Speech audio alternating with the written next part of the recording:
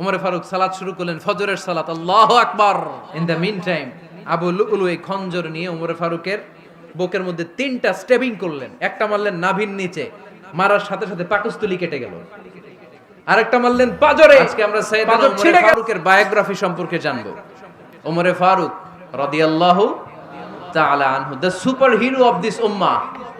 এই উম্মার super hero তিনি, ঠিক কি না? ওনার মুখের আগে লাঠি চলতো বেশি। সুবহানাল্লাহ পড়বেন না? মাঝে মাঝে লাঠি চালানোরও দরকার আছে না নাই? সাইয়েদনা ওমর ফারুক আমাদের জন্য অনুপ্রেরণা। Is the real super hero of Muslim উম্মাহ। তিনি এই উম্মার রিয়েল সুপার হিরো। এজন্য ওনার জীবনী থেকে আমরা কিছু শিক্ষা নেওয়ার চেষ্টা করব ইনশাআল্লাহ। পড়েন সাইয়েদনা ওমর ফারুক কিভাবে ইসলাম ধর্ম গ্রহণ করলেন, কিভাবে বিশ্বনবীর প্রাণের কলিজার টুকরা হলেন, এটা দিয়ে আমরা শুরু করি। আল্লাহ তাআলা সাইয়েদনা ওমর ফারুকের হৃদয়ের মধ্যে 3টা ধাক্কা মেরেছেন, ইমানের ধাক্কা। আওয়াজ করে বলতে হবে কয়টা? জোরে বলেন তো কয়টা? 3টা ইমানি ধাক্কা। এক হচ্ছে বিশ্বনবীর দোয়ার ধাক্কা। এক কি? দোয়ার ধাক্কা। 2 হচ্ছে সূরা হাক্কা দিয়ে দিয়েছেন আল্লাহ এক ধাক্কা। সুবহানাল্লাহ পড়বেন না? 3 হচ্ছে সূরাতু তাহা দিয়ে আল্লাহ দিয়েছেন আরেকটা ধাক্কা। এই 3টা ইমানি ধাক্কা যখন সাইয়েদনা ওমর ফারুকের হৃদয়ে লাগলো, উনি পড়তে আরম্ভ করেছেন, আশহাদু আল্লা ইলাহা ইল্লাল্লাহ ওয়া আশহাদু আন্না মুহাম্মাদান আবদুহু ওয়া রাসূলুহু। চিল্লায়ে পড়েন আল্লাহু আকবার। বিশ্বনবী মক্কায় বসে বসে তাহাজ্জুদের সালাত পড়ে আল্লাহর কাছে দোয়া করলেন, আল্লাহুম্মা আইজ্জাল ইসলাম বিআহাব্বির রাজুলাইনি ইলাইক। ও আল্লাহ, 2 জন লোকের নাম বলবো, 2 জনের দরকার নেই। এই 2 জনের একজনকে আপনি ইসলামের সুশীতল ছায়া তলে এনে ইসলামকে বিজয় দান করে দেন। মুহূর্তের মধ্যে দোয়াটা কবুল করে নিয়েছে কে? বিশ্বনবী বললেন, আল্লাহ 2 জনের নাম বলবো আজকের দোয়ায়। আবি জাহাল ইবনে হিশাম, হয়তো হিশামের বেটা আবু জাহেলকে আপনি ইসলামের ভিতরে নিয়ে আসেন, কিংবা ওমর ইবনুল খাত্তাব, খাত্তাবের বেটা ওমরকে আপনি ইসলামের ছায়া তলে নিয়ে আসেন। ওমরে ফারুকের জন্য দোয়াটা কবুল করে নিয়েছে কে? মক্কার যে অবস্থা, আল্লাহর হাবিব সাল্লাল্লাহু আলাইহি ওয়াসাল্লাম বুঝলেন মক্কার এই 2 জনের একজন যদি আমার সাথে না থাকে তাহলে মক্কায় দাওয়াতি কাজ চালিয়ে যাওয়া যাবে। আল্লাহরে বললেন, আল্লাহ বেশি চাই না, এই 2 জনের একজন, হয় আবু জাহেল নয় ওমর, হয় আবু জাহেল নয় ওমর। বিশ্বনবী যখন দোয়া করলেন, এই দোয়ার একটা ইমানি ধাক্কা, নুরানি ধাক্কা সাইয়েদনা ওমর ফারুকের হৃদয়কে স্পর্শ করে ফেলল। দোয়া ইজ লাইক এ মিসাইল। এই যে আমরা দোয়া করি, এটা মিসাইলের মতো। যুদ্ধে মিসাইল হামলা করে না? মিসাইল হামলা করার পরে এই মিসাইল লক্ষ্য বস্তুতে যে ভেদ করে, ঠিক কিনা? তেমনি দোয়ার মতো যদি আপনি দোয়া করতে পারেন, আপনি যেই জন্য দোয়া করেছেন ঠিক ওই জায়গায় যে আপনার দোয়া স্পর্শ করে। সুবহানাল্লাহ পড়বেন না? বিশ্বনবীর দোয়ার মাধ্যমে প্রথমে সাইয়েদনা ওমর ফারুকের হৃদয়ে এক ধাক্কা লাগলো।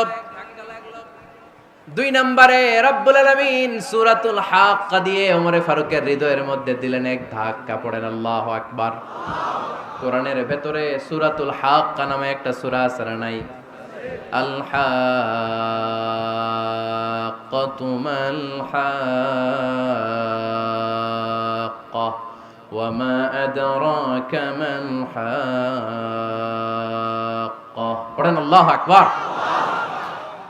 বিশ্বনবী যখন দোয়া করলেন, ওই দোয়া যখন সাইয়েদনা ওমর ফারুকের হৃদয়ে স্পর্শ করলো, সাইয়েদনা ওমর ফারুক সব সময় বিশ্বনবীরে ফলো করতে আরম্ভ করলেন। বিশ্বনবী ডানে গেলে লুকিয়ে লুকিয়ে ওমর ফারুক ডানে যায়, বিশ্বনবী বায়ে গেলে লুকিয়ে লুকিয়ে ওমর ফারুক বায়ে যায়। বিশ্বনবী একবার মসজিদুল হারামে যে নামাজ পড়তে শুরু করলেন, ওমর ফারুক তখন বিশ্বনবীর পিছু পিছু ছদ্মবেশে পেছন থেকে যে বিশ্বনবী কিভাবে নামাজ পড়ে দেখতে শুরু করলেন। বিশ্বনবী ইন দা মিন টাইম এশার নামাজে আল হাক্কাতু মাল হাক্কা তেলাওয়াত শুরু করে দিলেন। আল হাক্কাতু মাল হাক্কা তেলাওয়াত শুরু করে দিলেন। তেলাওয়াত করতে করতে বিশ্বনবী যখন তেলাওয়াত করতেছে, ওমর ফারুক এরকম দুলতেছে আর মজা পাচ্ছে। ও মিয়া, বিশ্বনবীর কণ্ঠ বুঝি আমার মতো কণ্ঠ? আপনার মতো কণ্ঠ? আহমদ বিন ইউসুফের কণ্ঠ? আব্দুল বাসিতের কণ্ঠ না? বিশ্বনবীর গলায় যে কি সুরের ঝংকার আল্লাহ দিয়েছেন, কি সুরের লহরী আল্লাহ দিয়েছেন, একবার যে শুনতো পাগল হয়ে যেত। আল্লাহু আকবার। বিশ্বনবী সূরা হাক্কা মন্ত্রমুগ্ধ তেলাওয়াতে মন্ত্রমুগ্ধ সুর দিয়ে মন্ত্রমুগ্ধ কণ্ঠ দিয়ে তেলাওয়াত করতে লাগলেন। এশার সালাতে ওমরে ফারুক দুলতে লাগলেন। ওমরে ফারুক যত শুনেন অবাক হয়ে যায়, যত শুনেন অবাক হয়ে যায়, যতই শুনে অবাক। কিরে, কারণ তিনি আরবি ভাষা বুঝতেন। এত সুন্দর শব্দের গাঁথনি, এত প্রাঞ্জল বর্ণনা, এত সুন্দর অন্তমিল, এটা কবিতা না হয়ে পারে না। উনি মনে মনে ভাবলেন এটা মনে হয় কবিতা। It might be poem, it could be poem. Muhammad মনে হয় কবি হয়ে গেছে, তার কাব্য প্রতিভা দিয়ে সে এটা বানিয়েছে।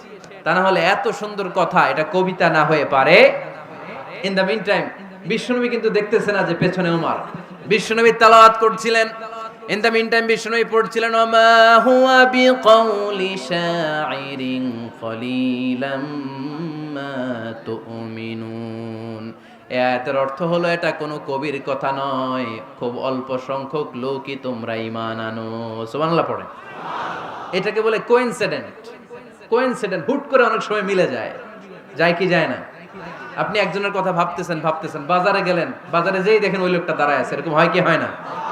কোইন্সিডেন্ট। ওমরে ফারুক মনে মনে যেটা ভাবতেছে ওই কথা দিয়ে বিশ্বনবী তেলাওয়াত করতেছে। আল্লাহু আকবার। বিশ্বনবী যে আয়াত তেলাওয়াত করছিলেন, আয়াতের অর্থ হলো এটা কোনো কবির বানানো কবিতা না, খুব অল্প সংখ্যক লোকই তোমরা ঈমান আনো। ওমরে ফারুক আটকে উঠলেন, থমকে দাঁড়ালেন। ঘটনা কি? আমি মনে মনে ভাবলাম কি এত সুন্দর কথা, এটা তো মানুষের কথা হতে পারে না, এটা নিশ্চয়ই কবিতা, কবির কথা। কিন্তু মুহাম্মদ এখন আবার পড়তেছে ওমা হুয়া বিকাউলি শাইর, এটা কোনো শায়েরের কবির কথা নয়। কলিলাম মা তুমিনুন, অল্পই তোমরা ঈমান আনো। তার মানে আমার মনে যা চলে মুহাম্মদ এটা টের পায়। মুহাম্মদ গণক। নাউজুবিল্লাহ পড়বেন না?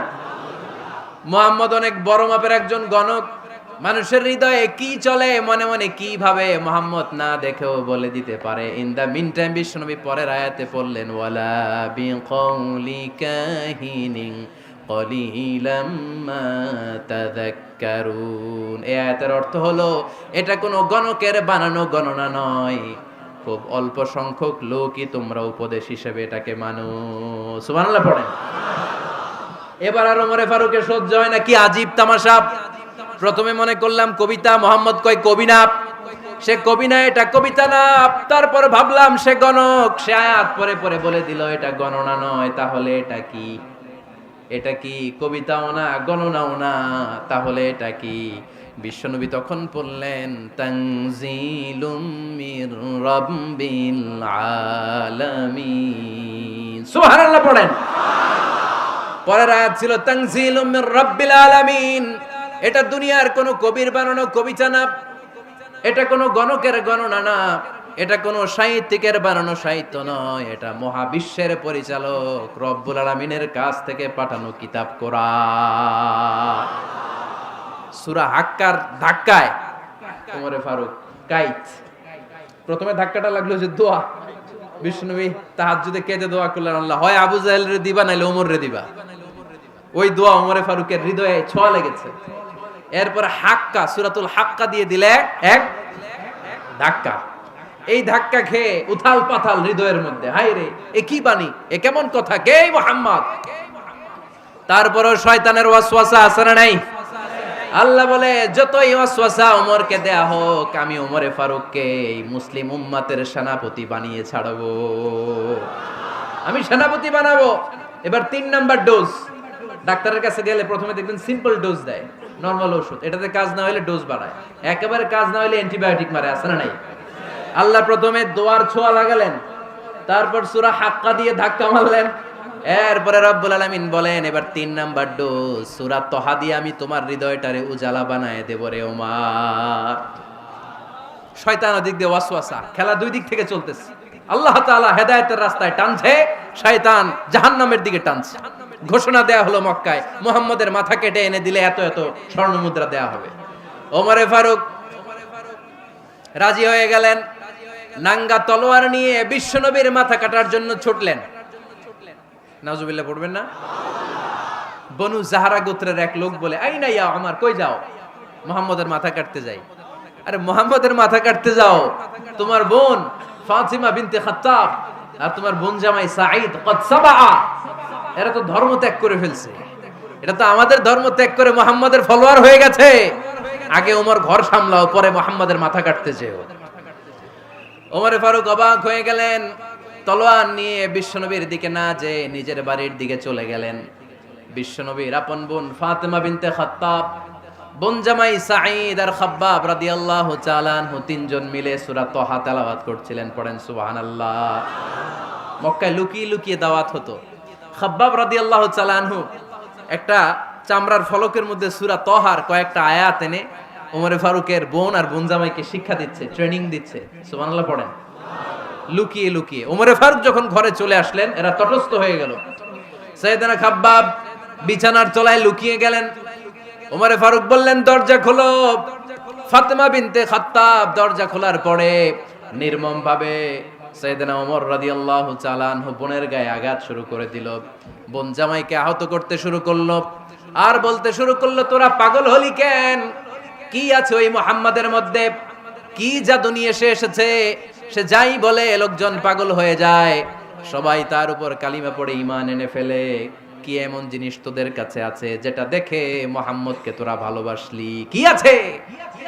কি পড়তেছিলি আমারে দেখা। ফাতেমা বলে, ইন্নাকা রিজসুন লা ইয়ামাসসুহু ইল্লাল মুতাহহারুন। ও আমার ভাই ওমর, তুমি নাপাক। তুমি কি?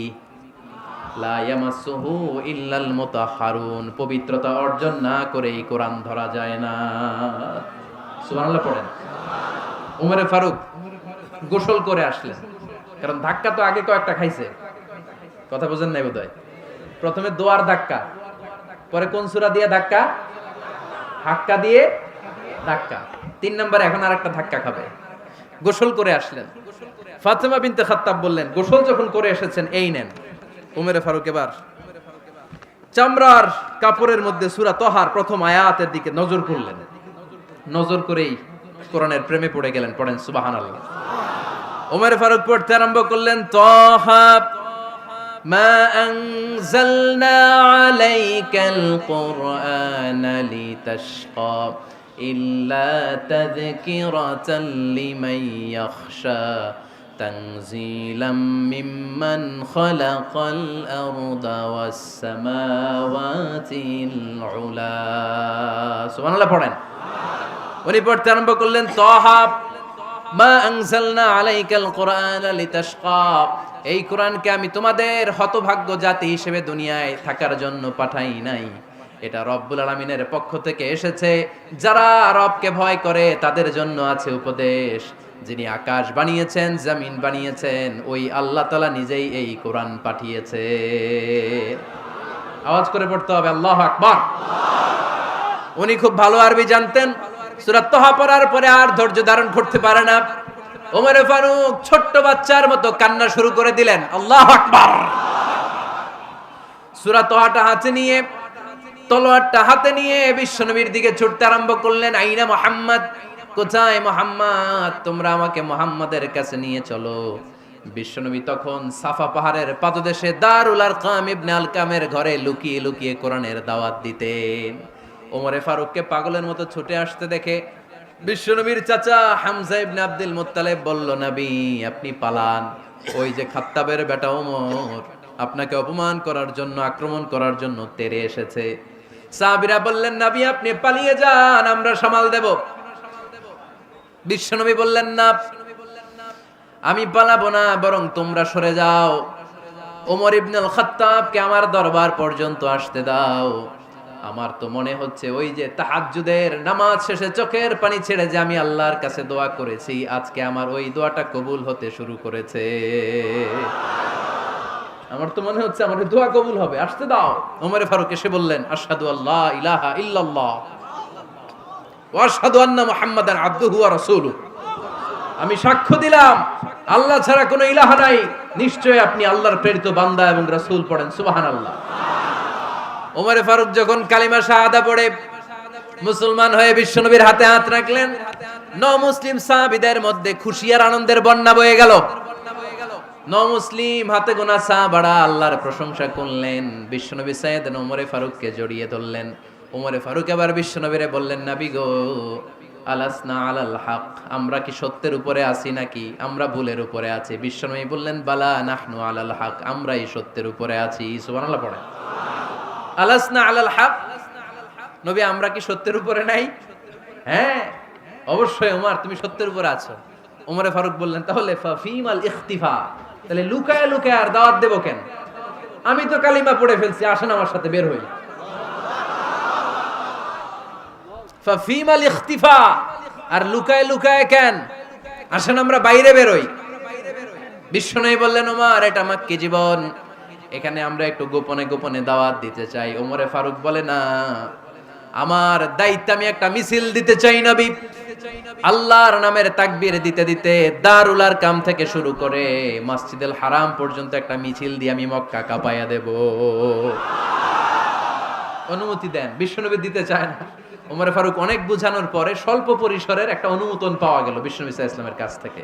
কিন্তু মিছিল যে দিবে, মিছিলের জন্য লোকের দরকার আছে না নাই? এখানে লোক নাই, আমি একাই মিছিল দিতেছি। এটা জমবে? মিছিল জমবে? খুঁজে উনি 11 জন মুসলিম সাহাবা পেলেন। কয়জন? ওমরে ফারুক বললেন, 11 জনই সই। এই 11 জন নিয়েই আমি আল্লাহর নামের তাকবীর দেব। 2 লাইন করলেন। কয় লাইন? 2 লাইন। পেছনে 6 জন, আর এই লাইনের নেতা বানালেন বিশ্বনবীর চাচা হামজাকে রাদিয়াল্লাহু তাআলা আনহু। আর সামনে 5 জন, তার আগে দাঁড়ালেন উনি নিজেই। তাহলে 6 6 12। বললেন, এই 2 লাইনই আমরা তাকবীর দিতে দিতে, বেশি না, এই দারুল আরকামের ঘর থেকে, আপনারা জানেন যে সাফা মারওয়া এখন যে সাই হয়, এই সাফার পাদদেশে ছিল দারুল আরকামের ঘর। উনি বললেন, এখান থেকে ওই যে কাবার গিলাফ দেখা যায়, কাবার গিলাফ পর্যন্ত আমরা এই তাকবীর নিয়ে ওখানে যাব। সুবহানাল্লাহ পড়বেন না? ওখানে উনি দাঁড়িয়ে ছোট্ট একটা ভাষণ দিয়েছিলেন। উনি বলেছিলেন, মান আরাদা আন তাসকুলা উম্মু ওয়া ইয়াতামা ওয়ালাদু ওয়া তারমিলা যাওজাতুহু ফালিয়াসুদ্দানি। খেয়াল করে শুনেন, কান দুইটা খরগোশের কানের মতো খাড়া করেন। উনি এক বাক্যের একটা ভাষণ দিলেন। ভাষণ দিতে জানলে বড় ভাষণ দেয়া লাগে না। এক বাক্যের ভাষণ দিয়ে গোটা বিশ্বকে ঝাঁকুনি মারা যায়। চিল্লায় বলো ঠিক কিনা? ওমরে ফারুক এক বাক্যের একটা ছোট্ট ভাষণ দিলেন। মান আরাদা আন তাসকুলা উম্মু, কে আছো মায়ের এই মক্কায়, কে আছো মায়ের বুক খালি করতে চাও? ইয়াতামা ওয়ালাদু, কে আছো বাচ্চাগুলারে, নিজের সন্তানগুলোরে ইয়াতিম বানাতে চাও? কে আছো তারমিলা যাওজাতুহু, নিজের স্ত্রীকে বিধবা বানাতে চাও? ফালিয়া সুদ্দানি, বুকের পাটা থাকলে আমি ওমর রে থামাও। ফালিয়া সুদ্দানি, দেখি মক্কায় কার এত বড় বুকের পাটা। কে আছো মায়ের বুক খালি করতে চাও, সন্তান রে এতিম বানাতে চাও, স্ত্রীকে বিধবা বানাতে চাও? ফালিয়া সুদ্দানি, পারলে আমারে ঠেকাও। এই বলে উনি আল্লাহু আকবার, আল্লাহু আকবার, আল্লাহু আকবার বলে স্লোগান শুরু করে দিলেন। এক এক স্লোগানে মক্কার মরুজমিন থারথার করে কাঁপতে আরম্ভ করলো। এই মিছিল মক্কার কেউ দেয় নাই। মিছিলের আওয়াজ শুনে আবু জাহেল বাইরিস, উতবা বাইরিস, শাইবা, ওয়ালিদ ইবনে মুগিরা সব বের হইছে। কি রে, আমার এলাকায় এত বড় স্লোগান, কার এত সাহস? বের হয়ে দেখে মিছিলের সামনে ওমর। ওমর রে দেখে দিছে এক দৌড়। কারণ ওমরে ফারুককে থামানোর মতো বাপের বেটা মক্কায় দ্বিতীয়টা কেউ ছিল না। আওয়াজ করে বলেন ঠিক কিনা? ওমরে ফারুক আল্লাহু আকবার, আল্লাহু আকবার বলে স্লোগান দিতে দিতে মসজিদুল হারামের ভেতরে ঢুকে গেল। কাবার গিলাফ ধরার পরে সেদিন মিছিল থেমেছে। ওই আল্লাহর নামের স্লোগান সেদিন কেউ থামাতে পারে নাই, কিয়ামত পর্যন্ত কেউ থামাতে পারবে না। চিল্লায় বলো ঠিক কিনা?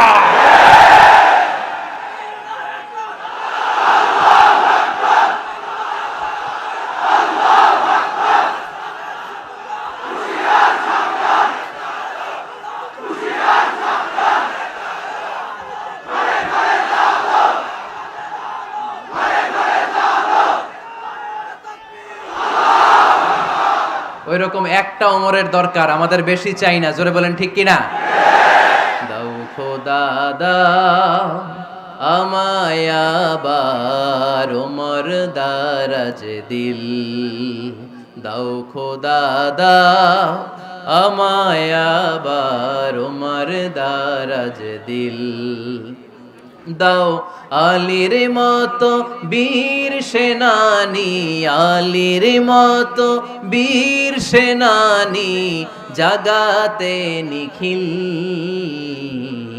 দাও খোদা দাও আমায় আবার ওমর দারাজ দিল। সুবহানাল্লাহ পড়েন। একটা ওমর লাগবে। চিল্লায় বলেন কয়টা? ওই ওমরের অপেক্ষায় বাংলাদেশ সহ গোটা মুসলিম উম্মাহ। ঠিক কি না? একটা ওমরই যথেষ্ট। আমাদের সেন্ট্রাল লিডারশিপ নাই তো, আমাদেরকে এদিকে লাথি মারলে আমরা ওইদিকে যাই, ওদিক থেকে গুতা মারলে আমরা এদিকে যাই। আমাদের রিপ্রেজেন্টেটিভ, আমাদের প্রতিনিধিত্ব করার মতো কোনো কেন্দ্রীয় লিডারশিপ নেতৃবৃন্দ গোটা বিশ্বে নাই, ঠিক কিনা? আমরা সেই ওমরে ফারুকের অপেক্ষায়, আমরা সেই ইমাম আল মাহাদির অপেক্ষায়। এই ওমরে ফারুক আমাদের মডেল, ঠিক কিনা? থার্ড ইন পজিশন এই পুরা উম্মতের মধ্যে ওনার পজিশন নাম্বার 3। 1 নাম্বার পজিশন বিশ্বনবীর, কার? 2 নাম্বার পজিশন কার? আবু বকর। 3 নাম্বার পজিশন কার?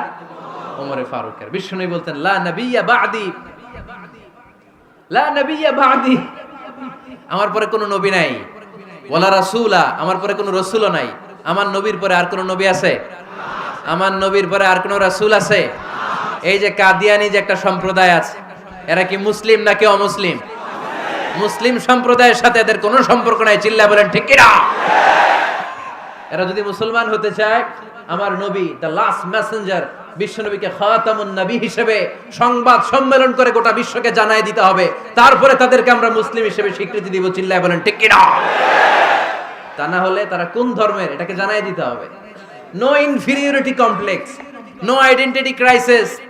আইডেন্টিটি ক্রাইসিসে থাকা যাবে না। আপনারা কোন ধর্মের এটা জানায় দেন। আপনারা বিশ্বনবীরও শেষ নবী মানবেন না, আবার মুসলিম বলেও নিজেদেরকে ট্যাগ লাগাতে চাইবেন। সাধারণ মুসলমানরা এটা এই ধোঁকাবাজি মানে না, চিল্লায় বলেন ঠিক কিনা? আমার নবীর পরে কোনো নবী নাই, আমার রাসূলের পরে কোনো রাসূল নাই, ঠিক কিনা? আল্লাহর হাবিব বলতেন লাউ কানা বা'দি নাবিয়্যুন লাকানা উমর, তবে আমার পরে যদি নবী হওয়ার যোগ্যতা কারো থাকে, আমার ওমরের ওই যোগ্যতা আছে। সুবহানাল্লাহ পড়েন। প্রভু তুমি বলেছ রাসূল দেবে না, বলনি দেবে না ওমর, বলনি দেবে না হামজা তারি, খালিদ বিজয় সমর। প্রভু তুমি বলেছ রাসূল দেবে না, বলনি দেবে না ওমর, বলনি দেবে না হামজা তারি, খালিদ বিজয় সমর। প্রভু তুমি বলেছ রাসূল দেবে না। সুবহানাল্লাহ পড়েন। এজন্য আমরা একটা ওমর চাই। কয়টা? বেশি লাগবে? নেতার মতো নেতা কয়টা লাগে? জোরে বলেন কয়টা? Enough, that's enough. Omar Farooq our superhero. ওনার সাথে বিশ্বনবী সাল্লাল্লাহু আলাইহি ওয়াসাল্লামের মুসাহারার সম্পর্ক ছিল। ওমরে ফারুক যে বিশ্বনবীর শ্বশুর, এটা অনেকে জানেই না। ওমরে ফারুক রাদিয়াল্লাহু তাআলা আনহু বিশ্বনবীর শ্বশুর ছিলেন। এটা আজকে নতুন শুনছেন, কে কে হাত তোলেন? দেখছেন হুজুর? সঠিক বলছি না আমি? অনেকে আমরা জানিই না। মাশাআল্লাহ, জানতে লজ্জা নাই, শিখতে লজ্জা নাই। লজ্জা হচ্ছে অজ্ঞতায় আর মূর্খতায়, ঠিক কি না? আমরা শিখতে রাজি আছি। যে কথা বলে আমরা তার ছাত্র। আমার আগে হুজুর কথা বলতেছিলেন, আমরা ছিলাম ছাত্র। এখন আমি কথা বলতেছি, এখন আমরা সবাই হয়ে গেছি ছাত্র, ঠিক কি না? যিনি বলেন তিনি শিক্ষক, বাকিরা আমরা ছাত্র, ঠিক কি না? 4 খলিফার 2 খলিফা, ইসলামের 4 খলিফার 2 খলিফা বিশ্বনবীর মেয়ের জামাই, আর বাকি 2 খলিফা বিশ্বনবীর শ্বশুর। সুবহানাল্লাহ পড়েন। সাইয়েদনা আলী রাদিয়াল্লাহু তাআলা আনহু, সাইয়েদনা উসমান যুন-নূরাইন বিশ্বনবীর মেয়ের জামাই। উসমান রাদিয়াল্লাহু তাআলা আনহুর কাছে বিশ্বনবী 2 মেয়েকে বিয়ে দিয়েছিলেন। একজন মারা যাওয়ার পরে আরেকজন। বিশ্বনবী বলেছেন এরপরে আরেকটা থাকলে ওইটারও বিয়ে দিতাম। সুবহানাল্লাহ পড়বেন না? 2 জন ছিল মেয়ের জামাই আর 2 জন ছিল শ্বশুর। সাইয়েদনা আবু বকর শ্বশুর, বিশ্বনবীর স্ত্রী আম্মাজান আয়েশা রাদিয়াল্লাহু তাআলা আনহার বাবা। বিশ্বনবীর স্ত্রী আম্মাজান হাফসা রাদিয়াল্লাহু তাআলা আনহার বাবা ছিল সাইয়েদনা ওমর ফারুক। চিল্লায় পড়েন আল্লাহু আকবার। জানো তো না পজিশন না? সাইয়্যিদু কুহুলিল জান্নাহ, জান্নাতে যত নারীরা যাবে, নারীদের সর্দারিনী হবে সাইয়্যিদাতুনা ফাতেমা রাদিয়াল্লাহু তাআলা আনহা। এই ফরিদপুরের যত ইয়াং স্টারেরা তোমরা যারা জান্নাতে যাবে, তোমাদের লিডার হবে সাইয়েদনা হাসান আর হুসাইন রাদিয়াল্লাহু তাআলা আনহুমা। আর বয়স্ক মুরব্বীরা যারা জান্নাতে ঢুকবেন, আপনাদের লিডার হবে সাইয়েদনা আবু বকর আর সাইয়েদনা ওমর ফারুক রাদিয়াল্লাহু তাআলা আনহু। সুবহানাল্লাহ পড়তে পারলেন না?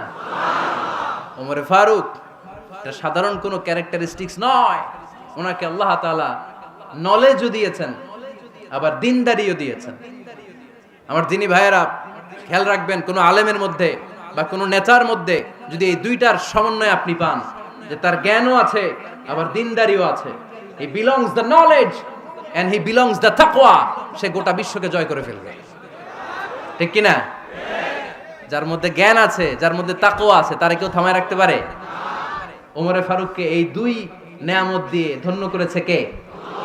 সহিহ বুখারীর বর্ণনা, বিশ্বনবী সাহাবীদের সামনে একটা স্বপ্নের কথা বলছেন। বিশ্বনবী বললেন, আমি স্বপ্নে দেখলাম আমার আঙ্গুলের ফাঁকা থেকে দুধ বের হচ্ছে, আমি তৃপ্তি সহকারে দুধ খেলাম। খাওয়ার পরে দেখলাম আঙ্গুলের মধ্যে একটু দুধ লেগে আছে। আমার আঙ্গুলে অতিরিক্ত লেগে থাকা দুধটা আমি ওমরে ফারুকের মুখের মধ্যে লাগিয়ে দিলাম। সাহাবারা বললেন, ইয়া রাসূলুল্লাহ, ইয়া হাবিবাল্লাহ, মাযা আওয়ালতা বিহি, এই স্বপ্নের আপনি কি ব্যাখ্যা করলেন, আমরা তো বুঝলাম না।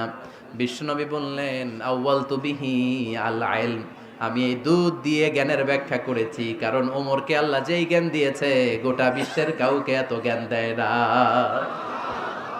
এজন্য স্বপ্নে যদি কেউ দেখেন যে আপনি দুধ খাচ্ছেন, তার মানে আল্লাহ তাআলা আপনার জ্ঞান বাড়ায় দিবে। ওমরে ফারুককে দুধ খেয়ে অতিরিক্ত দুধের অংশটা বিশ্বনবী আবু বকর রাদিয়াল্লাহু তাআলা আনহুর মুখে দেন নাই, সাইয়েদনা উসমানের মুখে দেন নাই, আলী রাদিয়াল্লাহু তাআলা আনহুর মুখে দেন নাই। স্বপ্নে ওই অতিরিক্ত লেগে থাকা দুধটা বিশ্বনবী ওমরে ফারুকের ঠোঁটের মধ্যে লাগিয়ে দিয়েছেন। এই হাদিস থেকে প্রমাণ হয় আল্লাহ তাআলা জ্ঞানের নেয়ামতে সাইয়েদনা ওমরে ফারুককে ধন্য করেছেন। আবার বুখারীর বর্ণনা, বিশ্বনবী সাল্লাল্লাহু আলাইহি ওয়াসাল্লাম আরেকটা স্বপ্নের বর্ণনা দিচ্ছেন। তিনি বললেন, তোমাদের সবাইকে স্বপ্নে আমার সামনে দাঁড় করানো হলো। আমি দেখলাম তোমাদের কারো জুব্বা নাভি পর্যন্ত, কারো জুব্বা হাঁটু পর্যন্ত, কারো জুব্বা টাকনু পর্যন্ত। ওমরে ফারুককে যখন স্বপ্নে আমার সামনে দাঁড় করিয়ে দেয়া হলো, আমি দেখলাম ওমরের জুব্বা এত লম্বা, ওমর টেনে হিচড়ে তার জুব্বা নিয়ে সামনে হেঁটে যাচ্ছে। সাহাবারা বললেন, ফামাযা আওয়ালতা বিহি ইয়া রাসূলুল্লাহ, ও আল্লাহর রাসূল, এই স্বপ্ন দিয়ে আপনি কি বোঝাতে চাইলেন, আমরা কিছু বুঝলাম না। বিশ্বনবী বললেন, আউয়ালতু বিহি আদ-দীন, আমি এই হাদিসের দ্বারা দ্বীনের ব্যাখ্যা করলাম, যার জামা যত লম্বা তার দ্বীনদারি তত বেশি। সুবহানাল্লাহ, আসতে পড়েন। স্বপ্নে দেখলেন কোন সাহাবীর জুব্বা নাভি, কোন সাহাবীরটা হাঁটু, কারোটা টাকনু, কিন্তু ওমরে ফারুকের জুব্বা এত লম্বা, ইয়াজুরু সাওবাহু, তিনি তার জুব্বা টেনে হিচড়ে যাচ্ছেন। বিশ্বনবী বললেন, এটা দ্বারা আমি দ্বীন, আমি তাকওয়া, দ্বীনদারি, তাকওয়া, এটার ব্যাখ্যা করেছি। তার মানে ওমরে ফারুকের তাকওয়ার সামনে সব তাকওয়া পানি হয়ে যাবে। কোন সুবহানাল্লাহ। আল্লাহ তাআলা সাইয়েদনা ওমরে ফারুককে দ্বীনের জ্ঞান দিয়েছেন, তাকওয়া দিয়েছেন। যুবক ভাইরা, যাকে আল্লাহ তাআলা দ্বীনের জ্ঞান দেয়, যাকে আল্লাহ তাআলা তাকওয়ার এই গুণ দিয়ে সমৃদ্ধ করে, তার জন্য গোটা বিশ্বের সব দরজাগুলোকে ওপেন করে দেয় কে? কত বড় মুত্তাকি ছিলেন সাইয়েদনা ওমরে ফারুক।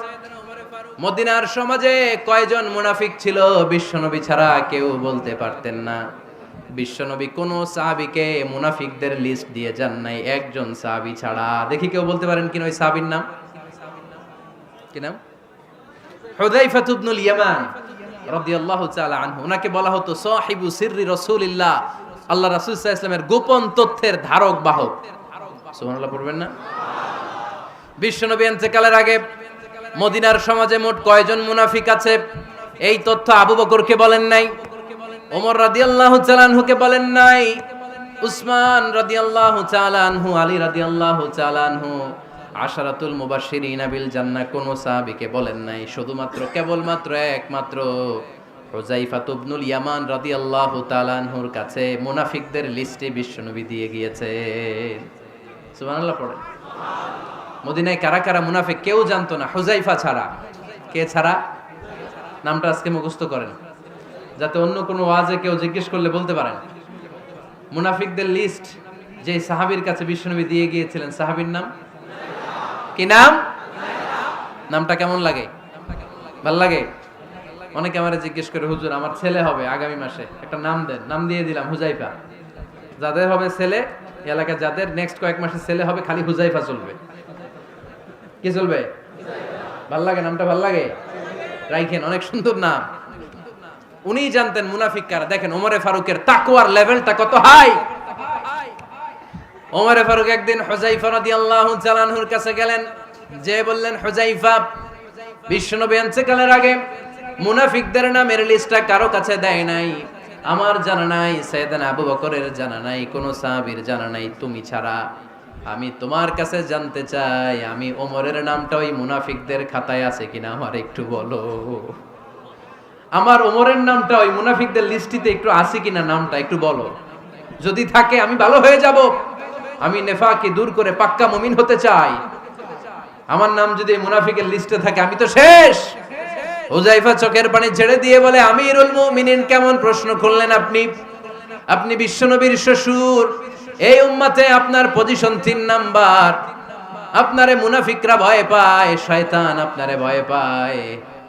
আপনি জান্নাতে সব বয়স্ক লোকদেরকে নিয়ে জান্নাতের মধ্যে আগে আগে ঢুকবেন, কেমন করে মুনাফিকদের কাতারে আপনার নাম থাকতে পারে ওমর? সুবহানাল্লাহ পড়ে। কি বিনয়ী, কি তাকওয়া। হুযায়ফাকে যে ধরতেন, হুযায়ফা একটু বলো না আমার নামটা মুনাফিকদের লিস্টিতে আছে কিনা। ওমরে ফারুকের যদি এই টেনশন থাকে যে আমি মুনাফিক হয়ে গেলাম কিনা, আমাদের এই টেনশন থাকার দরকার আছে না নাই? হ্যাঁ, যেন সব সময় আল্লাহর কাছে দোয়া করতে হবে, আল্লাহ তুমি নেফাকি থেকে আমাদেরকে বাঁচাও। আরো জোরে পড়েন আমিন। ওমরে ফারুক রাদিয়াল্লাহু তাআলা আনহু আমাদের সুপার হিরো, আমাদের সবাই বলেন আমাদের। উনি কত বড় সুপার হিরো শুনেন। উনি জুমার খুতবা দিচ্ছেন। কি দিচ্ছেন? মসজিদে নববীতে খুতবার মাঝখানে হঠাৎ বললেন, ইয়া সারিয়াতাল জাবাল, ইয়া সারিয়াত ইবনে জানিমিল জাবাল। এই কথা বলেই আবার খুতবা দিতে শুরু করলেন। ওনার এই ইয়া সারিয়াত ইবনে জানিমিল জাবালের সাথে আগের কথারও কোনো মিল নাই, পরের কথারও কোনো মিল নাই। জুমার নামাজের পর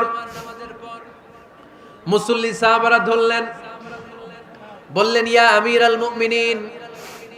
খুতবার মাঝখানে হঠাৎ করে ইয়া সারিয়াত ইবনে জালিমিল জাবাল বলে আপনি চিৎকার করলেন কেন? আপনার এই বাক্যের সাথে আপনার খুতবার আগের বাক্যের কোনো মিল নাই, আপনার খুতবার পরের বাক্যেরও কোনো মিল নাই।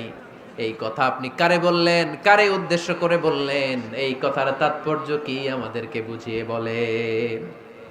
ওমরে ফারুক বললেন, আমি যখন খুতবা দিচ্ছি আমি দেখতে পেলাম ওই যে কয়েক মাস আগে আমি আমার মুসলিম সেনাবাহিনী পারস্যে আক্রমণের জন্য পাঠিয়েছি, বর্তমান ইরান, ইরানের ওই বিশাল এলাকাতে পারস্যে আমি আমার ব্যাটালিয়ন পাঠিয়েছি। আমি হঠাৎ করে দেখতে পেলাম আমার মুসলিম বাহিনীর সেনাপতি যুদ্ধের এক পর্যায়ে তার ডানে আছে উপত্যকা, বায়ে আছে পাহাড়, সে পাহাড়ি রাস্তা ছেড়ে দিয়ে উপত্যকার দিকে যেতে শুরু করেছে।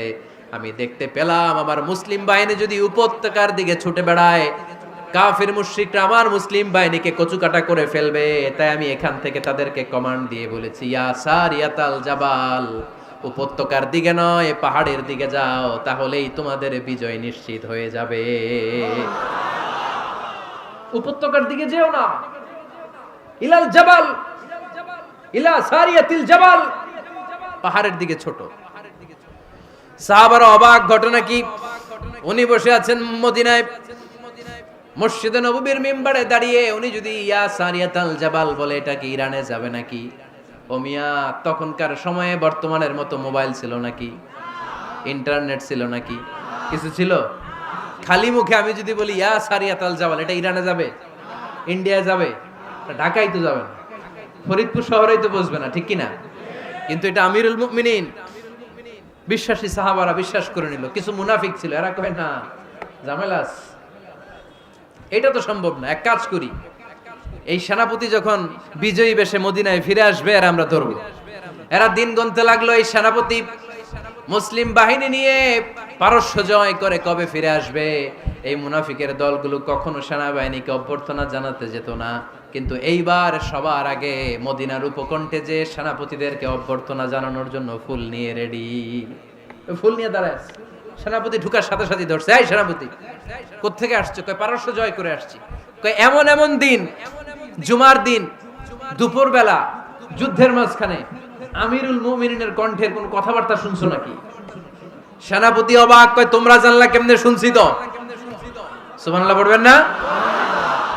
আমরা যুদ্ধে একটা ভয়ঙ্কর অবস্থার মধ্যে ছিলাম, পেছন থেকে শত্রুরা আমাদেরকে আক্রমণ করতে শুরু করে দিল। ডানে যাব না বায়ে যাব, সামনে যাব নাকি পেছনে যাব, রাস্তা খুঁজে পাচ্ছি না। ডান দিকে ছিল আমাদের উপত্যকার রাস্তা, বাঁ দিকে ছিল পাহাড়ি পথ। আমরা সোজা পথ হবে মনে করে উপত্যকার দিকে ছুটতে আরম্ভ করলাম। হঠাৎ করে আমিরুল মুমিনিনের কণ্ঠ বজ্র কণ্ঠে আমার কানের মধ্যে ভেসে আসলো।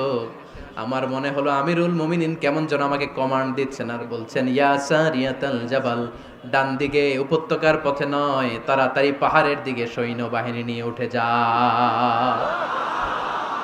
পাহাড়ের দিকে, ডানে না। This is wrong track and this is the right track. ওই দিন যদি ওমরে ফারুকের ওই গাইডলাইন, আমিরুল মুমিনিনের কমান্ড যদি আমি না শুনতাম, আজকে বিজয়ের বেশে ফিরতেও পারতাম না, আমাদের চেহারাও তোমরা দেখতে পেতে না। ওমরে ফারুকের ওই কমান্ড, ওই গাইডলাইন অদৃশ্য থেকে শোনার কারণে ওই পারস্যের মধ্যে আমাদেরকে সেই যুদ্ধে বিজয় দান করেছে কে? দিস ইজ ওমরে ফারুক, দিস ইজ ওমরে ফারুক। বিশ্বনবী বলছেন, ওমর, মা লাকিয়াকা শাইতানু সালিকান ফাজ্জান ইল্লা সালাকা ফাজ্জান গায়রা ফাজ্জিক। ওমর, শয়তান ইবলিস যদি তোমার কোনো রাস্তা দিয়ে হাঁটতে দেখে, শয়তান ওই রাস্তা রেখে দিয়ে অন্য রাস্তা দিয়ে হাঁটে। সুবহানাল্লাহ বাড়িতে যায় বললেন। কে বলতেছে? বিশ্বনবী। কার ব্যাপারে? ওমরে ফারুকের ব্যাপারে। শয়তান যদি দেখে যে ওমরে ফারুক এই রাস্তা দিয়ে হাঁটতেছে, শয়তান ওই রাস্তা রেখে দিয়ে অন্য রাস্তা দিয়ে হাঁটে। সুবহানাল্লাহ পড়েন। রাত্রিবেলা আমরা আমাদের বাচ্চা ছেলে মেয়েদেরকে যখন খাওয়াই, বাচ্চারা খেতে চায় না, এরকম হয় আপনাদের ফরিদপুর এলাকায়? হ্যাঁ, এই এলাকায় হয় নাকি? খেতে চায় না বাচ্চারা, এই চকলেট দেখায়া, এই মিনা কার্টুন দেখায়া, এইটা সেইটা, এগুলো সেগুলো বলে, গল্প টল্প বলে ভুলায়া খাওয়ানো লাগে, তাই না? তারপরও খায় না। আমারও ছোট মেয়ে আছে, খেতে চায় না, এইটা সেইটা এমনি সেমনি খাওয়ানো লাগে। তো শেষে না পেরে মা বাবা বলতে বাধ্য হয়, ওই যে ভূত আসতেছে, ভূত, তাড়াতাড়ি তাড়াতাড়ি খাও, নাহলে যে ভূত ধরবে তোমার। ওই যে বাঘ আসতেছে, বাঘ, তাড়াতাড়ি খাইলে নাহলে বাঘে কামড়াবে। বলি না আমরা? আপনারা কি বলেন? ভূত। আর কি বলেন? হ্যাঁ হ্যাঁ, আচ্ছা, এক এক জায়গায় এক একটা আমরা বলি, ভূত আসবে, বাঘ খাবে, ভাল্লুক খাবে, তাড়াতাড়ি খাও। মদিনাতে যখন ওমরে ফারুক আমিরুল মুমিনিন, মদিনার মায়েরাও বাচ্চাদেরকে খাওয়াতে পারতো না, ছোট্ট মেয়েদেরকে খাওয়াতে পারতো না, খাওয়া নিয়ে যন্ত্রণা করতো। বাচ্চারা যখন মদিনায় খেতে চাইতো না রাত্রিবেলায়, মদিনার মায়েরা বলতো, তাড়াতাড়ি খাও, হা হুয়া ইয়াতি উমর, হা হুয়া ইয়াতি উমর, তাড়াতাড়ি খা, নাইলে ওই যে ওমর আসতেছে, Omar. This is our superhero সাইয়েদনা ওমর ফারুক রাদিয়াল্লাহু তাআলা। শুধু শয়তানি ভয় পেত না, মুনাফিকরাও ভয় পেত, জমের মতো ভয়। শুধু তাই না, আমাদের আম্মাজান বিষ্ণু ইসা ইসলামের স্ত্রীরাও ওমর ফারুককে ভয় পেতেন। সুবহানাল্লাহ কইবেন না? মাঝে মাঝে বিষ্ণু ইসা ইসলামের সাথে আম্মাজান আয়েশার ঝগড়া হতো, হতো না? আপনাদের ফ্যামিলিতে ঝগড়া হয়? হয় না? হয় না? কার কার দেখি? ওরে আল্লাহ, অনেক আল্লাহর ওলি আছে তো এই জায়গায়। ঝগড়া হয় না? কি কথা কয়, ঝগড়া হয় না বলে? বিশ্বনবীর ফ্যামিলিতে ঝগড়া হয়, আপনার ফ্যামিলিতে হয় না? মিষ্টি ঝগড়া। আর ও বিয়েই করে নাই।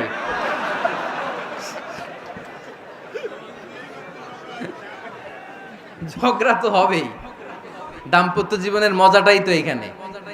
কখনো ঝগড়া, কখনো আনন্দ, একটু বৃষ্টি, একটু রোদ, একটু হাসি, একটু কান্না, ভালো লাগা, ভালোবাসা শেয়ার করে নেয়া, মিলেমিশে একাকার হয়ে যাওয়া, ঠিক কিনা?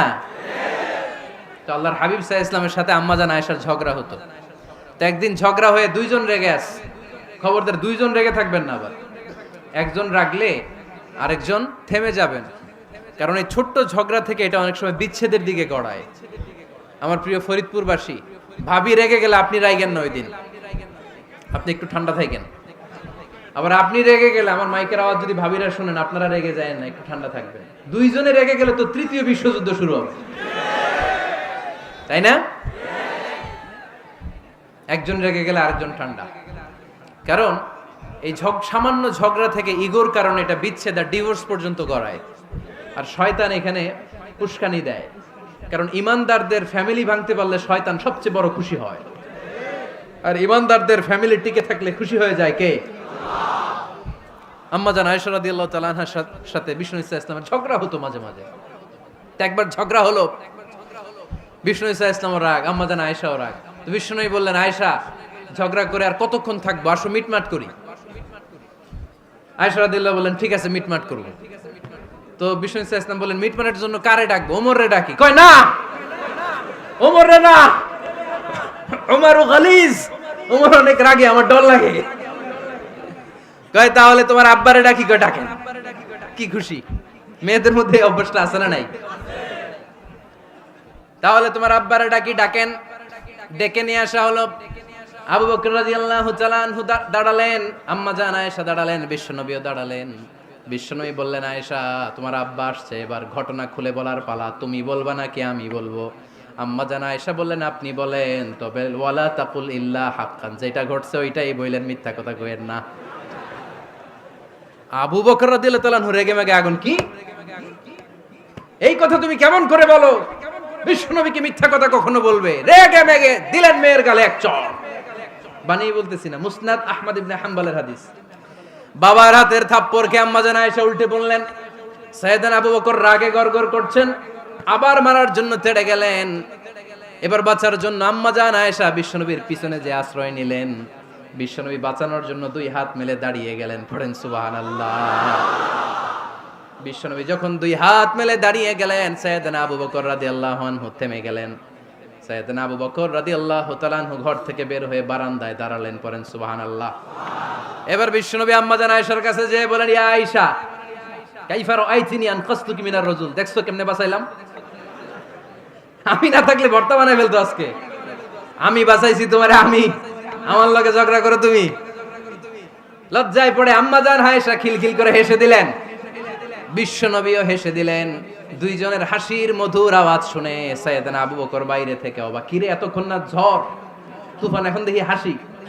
সালাম দিয়ে অনুমতি নিয়ে ভিতরে ঢুকলেন। ঢুকে দেখেন আম্মা জান আয়েশাও হাসে, বিশ্বনবীও হাসে। এ হাসি দেখে আবু বকর রাদিয়াল্লাহু আনহু হেসে দিলেন। আরশের উপর থেকে খুশি হয়ে গেলেন কে? এবার সাইয়েদনা আবু বকর রাদিয়াল্লাহু তাআলা আনহু বললেন, ইয়া রাসূলুল্লাহ আশিকানি ফি সিলমিকুমা কামা আশরাকতুমানি ফি হারবিকুমা। ও নবী, যুদ্ধ লাগলে, দুইজন যুদ্ধ লাগলে মীমাংসার জন্য যেমনি আমারে ডাকেন, এরকম হাসি আর আনন্দের মুহূর্তেও আমারে একটু ডাইকেন। আশিকানি ফি সিলমিকুমা কামা আশরাকতুমানি ফি হারবিকুমা। নবী, আপনাদের মধ্যে ঝগড়া লাগলে সন্ধি করার জন্য আমারে যেমনি ডাকেন, আপনাদের হাসি খুশি আনন্দ খুনসুটি এই মজাদার মুহূর্তগুলোতে আমারে বঞ্চিত রাখেন না, আমার একটু ডাইকেন। সুবহানাল্লাহ পড়েন। এই মুসনাদ আহমদ ইবনে হাম্বলের হাদিস শোনার উদ্দেশ্য হচ্ছে, বিশ্বনবী প্রথমে ওমরে ফারুকের নাম বলেছিলেন। সাইয়েদনা আয়েশা বলে, না আমি ডরাই। হাইবাত, দিস ইজ কল্ড হাইবাত ওমর। একবার বিশ্বনবীর সব বিবিরা ধরলেন, ও নবী আমাদেরকে এটা দেন, ওইটা দেন, ঘরে এটা নাই, ওইটা নাই, ওইটা নাই। বিশ্বনবীকে, আমার কাছে কিচ্ছু নাই, যদি এমনি আমার বউ হয়ে থাকতে চাও থাকো, তাহলে যা, তা না হলে যা লাগবে কিনে দেব, সাথে সাথে তালাকও দিয়ে দিব। কিছু দিতে পারবো না, আমার নাই তো, সামর্থ্য নাই। কিন্তু বিবিরাও ছাড়া না, এটা দেন ওইটা দেন। বিশ্বনবী রহমতের নবী, বিবিদেরকে বুঝাতেও পারেন না, বিবিরা আবদার করতেছে, নবী এটা লাগবে ওইটা লাগবে। ইন দ্য মিন টাইম বিশ্বনবী একজনের সালাম শুনতে পেলেন। কে যেন দরজায় দাঁড়িয়ে বলতেছে, আসসালামু আলাইকুম। বিশ্বনবী দরজার দিকে তাকালেন, তাকিয়ে বললেন, ওয়া আলাইকুমুস সালাম। আর বুঝতে পারলেন এটা আমার ওমরের সালাম। সালাম দেওয়ার পরে বিবিদের দিকে তাকায় দেখে একজন বিবিও নাই, সব অন্দর মহলের ভিতরে দৌড়। সুবহানাল্লাহ পড়তে পারলেন না? This is our super hero Omar. এরকম ওমর একটা লাগবে, চিল্লায় বলেন কয়টা? একটা ওমর গোটা বিশ্বকে সোজা করে দিবে। একটা ওমর সবল আর দুর্বলের সব পার্থক্য দূর করে দিবে। মাজলুমের উপর জালিমের অত্যাচারের অবসান ঘটায় দিবে। গোটা বিশ্বটাকে সাম্য, মৈত্রী, ভালোবাসার ইনসাফ দিয়ে পরিপূর্ণ করে দিবে। সেই ওমরের অপেক্ষায় আমরা। নিজের ছেলেকে 80টা বেত মেরেছেন। কয়টা? 80টা বেত মেরেছে। এই ব্যাপারে অনেকগুলো বর্ণনা পাওয়া যায়। সবচেয়ে সহি বর্ণনা হচ্ছে মুয়াত্তা ইমাম মালিকের বর্ণনা। ওমর ফারুক রাদিয়াল্লাহু তাআলা আনহুর ছেলে আব্দুর রহমান মারুফুন বিআবি শাহমা ছিলেন মিশরে। ওখানে নাবিজ খেয়েছিলেন। নাবিজ হচ্ছে আরব দেশের লোকেরা দুধের মধ্যে শক্ত খুরমা রাত্রেবেলা ঢেলে দিত। ঢেলে দিলে সারা রাত ওই খুরমার রসটা দুধের সাথে মিশে দুধটা লাল হয়ে যেত। এটারে সকালবেলা খেত, খুব সুস্বাদু। এটাকে বলে নাবিজ। কিন্তু এটা রাতে ভিজাইলে সকালেই খাইতে হয়, রেখে দিলে আবার একটু সমস্যা হয়। এটা অনেকটা তারির মতো হয়ে যায়, মাতলামি চলে আসে। তো ওমরে ফারুকের ছেলে নাবিজ খেয়েছেন, মদ খাননি, নাবিজ, কিন্তু নাবিজ খাওয়াতে সাকরান চলে এসেছে। সাকরান চলে আসাতে এটা যখন প্রমাণিত হয়েছে, আমর ইবনুল আস রাদিয়াল্লাহু তাআলা আনহু নাকে 80 বেত মেরেছেন মিশরে। কয় বেত? নিয়ম হচ্ছে সবার সামনে, কিন্তু সবার সামনে না মেরে একটু গোপনে মেরেছে। এই তথ্য যখন ওমরে ফারুকের কাছে এসেছে, উনি বললেন না, মারতে হবে সবার সামনে, আলাদা মারলা কেন? ও মদিনায় ফিরে আসলে আমি আবার 80টা মারব। মদিনায় ফিরে আসার পরে সাইয়েদনা ওমরে ফারুক ওই আগের 80টারে আর ধরেন নাই, নিজ হাতে আবার 80টা বেত মেরেছেন। এই বেত মারার 1 মাস পরে এই আবু শাহমা ইন্তেকাল করেছে। অনেক ঐতিহাসিক বলে এই বেতের আঘাতে মরেছে, কেউ কেউ বলেছে নিজের রোগের কারণে মরেছে। কিন্তু দিস ইজ দ্য ইনসাফ সিস্টেম অফ ওমর। নিজের ছেলে বলে ছেড়ে দেয় নাই। এখন নিজের ছেলে হইলে 7 খুন মাফ, নেতার ছেলে হইলে 10 খুন মাফ, এলাকার মোড়লের ছেলে হইলে 10 খুন মাফ। নো পার্সিয়ালিটি ইন ইসলাম। ইসলামে পার্সিয়ালিটি নাই। আপনি নেতার ছেলে হন, আপনি বিজনেস ম্যাগনেটের ছেলে হন, আপনি যেই হন না কেন, ইসলামের দৃষ্টিতে সবাই সমান। চিল্লায় বলেন ঠিক কিনা? বানু মখজুমিয়া গোত্রের এক নারী চুরিতে ধরা পড়ল। সাহাবারা বললেন, নবী, মদিনার সবচেয়ে ভেরি প্রেস্টিজিয়াস এন্ড ডিগনিফাইড ফ্যামিলির মেয়ে, আপনি হাত কাটেন না, কারণ ইসলামের নিয়ম চুরি করলে কি কেটে দাও। বিশ্বনবী বললেন, বলো কি? হাত না কাটার জন্য তোমরা আমাকে রেকমেন্ড করছো?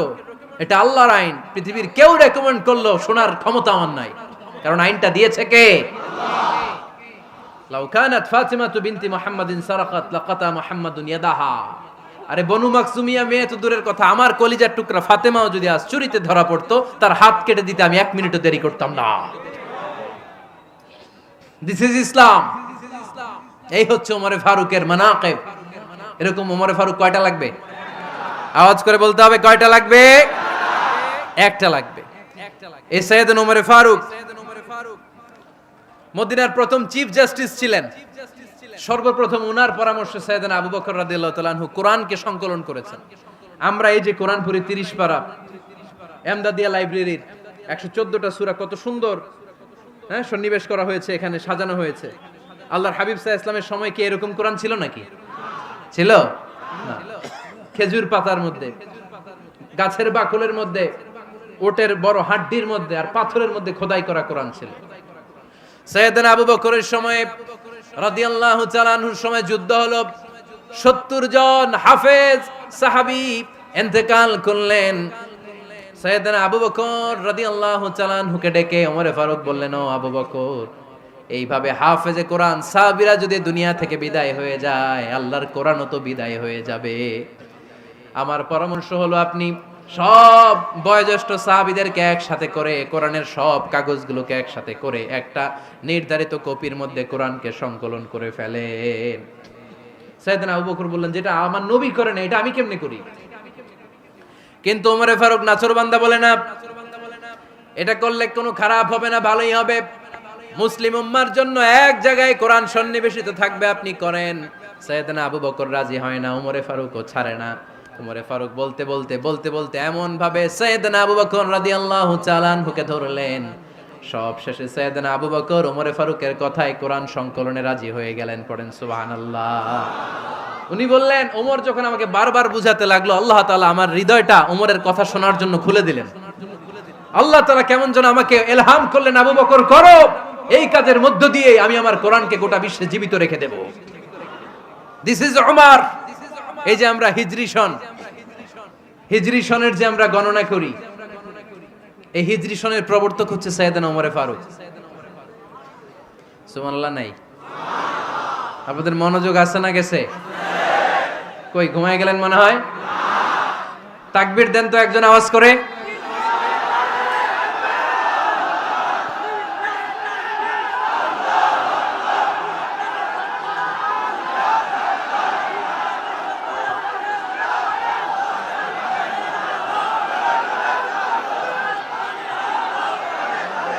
মাশাআল্লাহ, মাশাআল্লাহ। বসেন বসেন, এখনই শেষ করে দেব কিছু সময়ের মধ্যে। আমরা একসাথে বিদায় নিব ইনশাআল্লাহ। ওঠা বসা করবেন না, ওঠা বসা করবেন না, বসেন।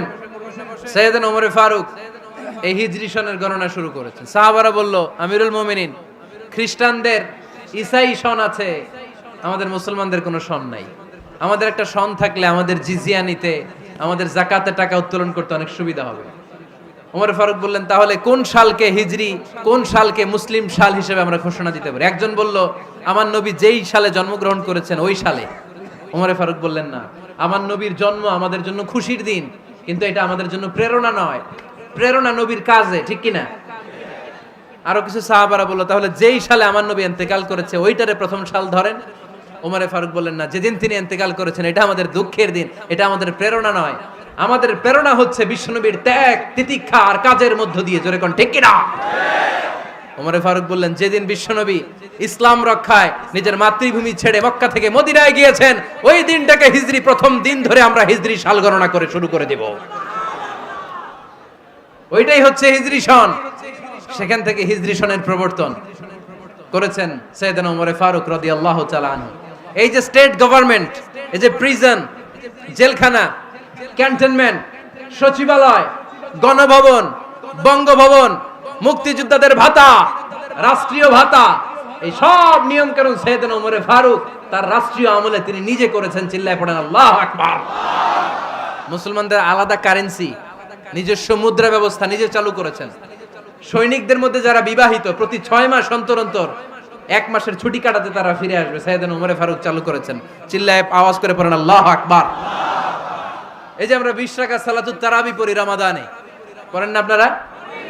এটা সাইয়েদনা ওমর ফারুক চালু করেছে। সুবহানাল্লাহ পড়তে পারলেন না? কোরআনে মোট 22টা আয়াত আছে যেখানে সাহাবারা ইনডিসিশনে ভুগছিলেন। বিশ্বনবীর মত একটা, ওমর ফারুকের মত আর একটা।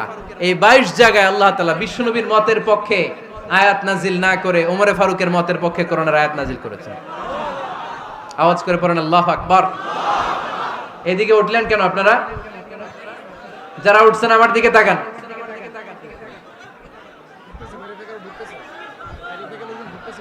কিছু ভিতরে ঢুকতেছে, কিছু বাইরেতেছে না?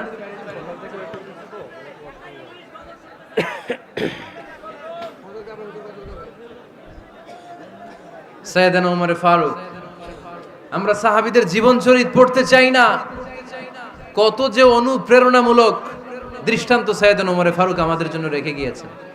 ওমর ফারুক যখন খলিফা, দিনের বেলায় যদি রাষ্ট্রে কোনো নিয়ম জারি করতেন, দিনের বেলায় জনগণকে কোনো বিষয়ে যদি নিষেধ করতেন, রাত্রে বেলায় খাওয়ার সময় ফ্যামিলি মেম্বারদের সবাইকে বলতেন, এই দিনের বেলা আমি জনগণকে এই কাজ করতে নিষেধ করেছি, তোমরা আমার ফ্যামিলি মেম্বার, খবরদার তোমরা এই কাজ করো না। জনগণ করলে যতটুকু শাস্তি, তোরা করলে পাবি ডবল শাস্তি। সুবহানাল্লাহ কইবেন না? আমাদের নেতারা ওই বাড়ির বিচার করে, ওই বাড়ির মাইয়ার বিচার, ওই বাড়ির পোলার বিচার, নিজের পোলা গাঞ্জা টানে, আছে না নাই? নিজের মেয়ে অপরাধ করে, আছে না নাই? কি নেতা ছিলেন ওমর ফারুক! আগে নিজের ঘর সামলিয়েছেন, আগে নিজেকে সামলিয়েছেন, নিজের ঘর ঠিক করেছেন। বলেছেন জনগণ করলে যত বেদ, তোরা করলে double Veda. This is call leader, ঠিক কি না? এক বাবা এসে বললেন, ওমর ফারুক আমার ছেলে কথা শোনে না, বেয়াদব। ওমর ফারুক ছেলেরে ডাকলেন, বাবা তুমি তোমার আব্বাজানের কথা শোনো না, এটা তো কবিরা গুনাহ। ছেলে বলে, ওমর ফারুক সব দায় দায়িত্ব আল্লাহ ছেলে মেয়েদেরকে দিয়েছে, বাবা মাকে কোনো দায়িত্ব দেয় নাই। ওমর ফারুক বললেন, অবশ্যই দায়িত্ব দিয়েছে। তাহলে বলেন আমার বাবার দায়িত্ব কি? উনি বললেন, প্রাইমারিলি প্রথমত 3 দায়িত্ব। আইয়ানতাকিয়া উম্মাহ, পৃথিবীর প্রতিটি বাবার উচিত ছেলেদের মেয়েদের জন্য ভালো মায়ের ব্যবস্থা করা। 2 নম্বরে আইয়ুহসিনা ইসমা, সুন্দর তার একটা নাম রেখে দেয়া। 3 নাম্বার ইউআল্লিমাহুল কিতাব, তার আল্লাহর কিতাব শিক্ষা দেওয়া। এবার ছেলেকে আমার আব্বা 3টার একটাও করে নাই। এবার ওমর ফারুক রেগে গেলেন, বাবার কাঁধে ধরলেন, বললেন তুই ছেলের জন্য বিচার নিয়ে আসলি, তোর 3টা দায়িত্বের একটাও তুই পালন করিস নাই। ছেলে বলে, আমিরুল মুমিনিন, আমার মা নর্তকী, আমার মা মাজুসি, আমার মায়ের মধ্যে কোনো আদব কাদব নাই, সুন্দরী দেখে আমার মা রে বাবা বিয়ে করছে, আমার মায়ের কাছ থেকে জীবনে কিছু শিখি নাই। 2 নাম্বার সাম্মানি খানফাসা, আমার বাবা আমার নাম রেখেছে চামচিকা। কি নাম রাখছে? এটা নাম হইলো একটা, এরকম উল্টাপাল্টা নাম আছে না নাই? না, এগুলো রাখবেন না। আব্দুল্লাহ রাখবেন, আব্দুর রহমান রাখবেন। আরেকটা কি বলছি আজকে? হুজাইফা রেখে দিয়েন, পারবেন? ওয়ালাম ইউআল্লিমনি হারফাম মিন কিতাবিল্লাহ আমিরুল মুমিনিন, শুধু তাই না, আল্লাহর কোরআনের একটা অক্ষর আমার বাবা কোনোদিন আমারে শিক্ষা দেয় নাই। ওমর ফারুক রেগে গেলেন, এবার বাপের কান্দে ধইরা মারতে শুরু করলেন। তুই পোলার নামে বিচার নিয়ে আইছিস, তোরে মার দিমু আগে। এরকম নেতার দরকার আছে না নাই? মদিনায় এক লোক তার বউরে রাগের চোটে 100 তালাক দিয়ে ফেলছে। কয় তালাক দেয়ার নিয়ম কয়টা? দিছে কয়টা? এবার স্ত্রী কাঁদতে কাঁদতে এসে বলে, আমিরুল মুমিনিন দেখেন, আমার স্বামী আমারে রেগে মেগে 100 তালাক দিছে। ওমর ফারুক বললেন, দইরা নিয়ে আয় এটারে। নিয়ে আসা হলো। ওমর ফারুক বললেন, কয়টা তালাক দিয়েছো? কয় 100টা। কেন দিছো? কয় মাথা গরম আছিল। এরকম আছে না? তালাক দেওয়ার সময় সব তালাক, তুই তালাক, তোর মা তালাক, তোর বোন তালাক, সব তালাক।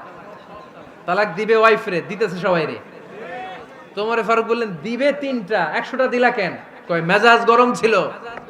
কয় দাঁড়া, আত-তালাকু মিন শাআইরিল্লাহ, তালাক হচ্ছে আল্লাহর দেয়া বিধানের একটা নিদর্শন। এটা নিয়ে তুই খামখেয়ালি করলি?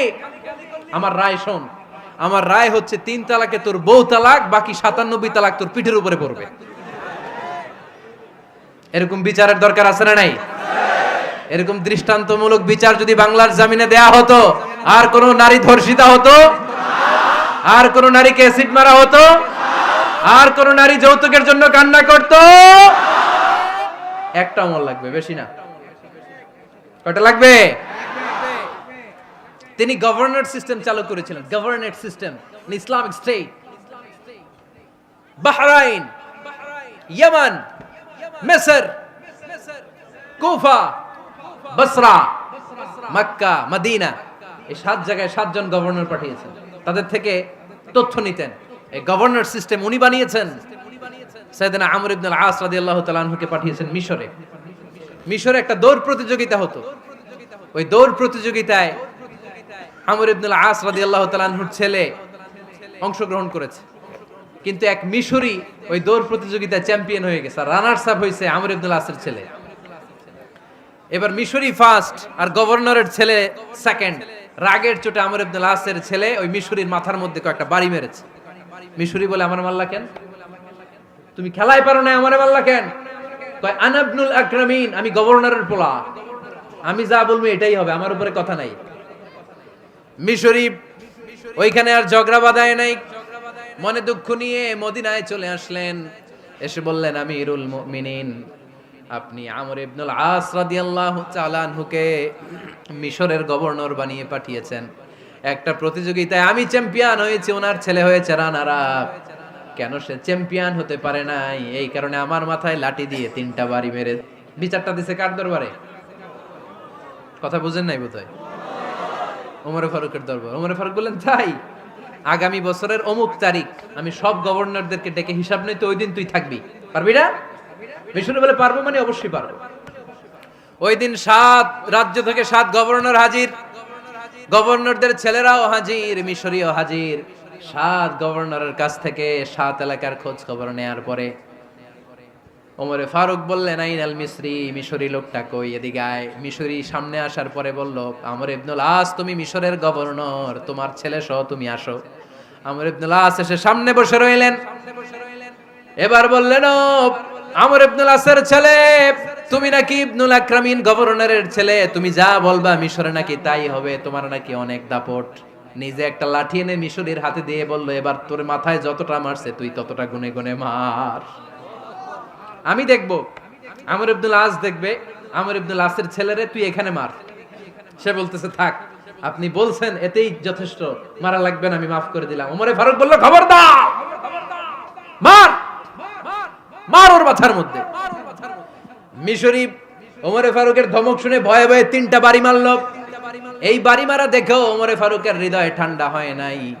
লজ্জায় আমর ইবনুল আস, বয়স হয়ে গিয়েছে সাহাবা, মাথা তখন টাক, মাথায় চুল নাই, লজ্জায় মাথাটা হেট হয়ে মাথাটা নিচু করে রেখেছে।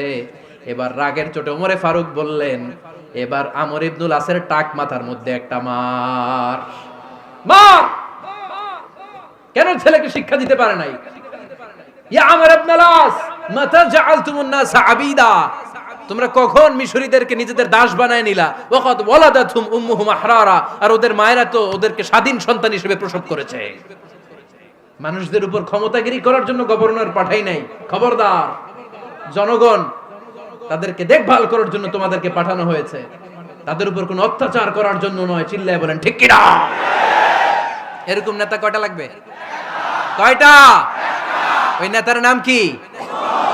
ওমর। হ্যাঁ, হুয়া ইয়াতি ওমর।